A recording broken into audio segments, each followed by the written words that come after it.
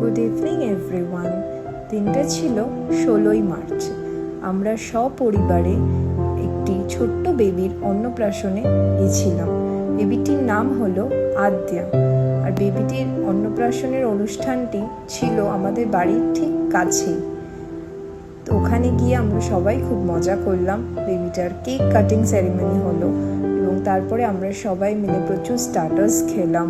তারপরে মেন কোর্সও ছিল, সেখানে প্রচুর রকমের আইটেমস ছিল, ভ্যারাইটি স্যালাড ছিল।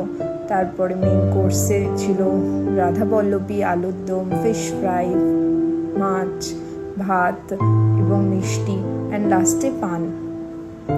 এই ছিল দিনটা খুব ভালো এনজয় করলাম সবাই মিলে এবং that's it. So good night, take care, see you.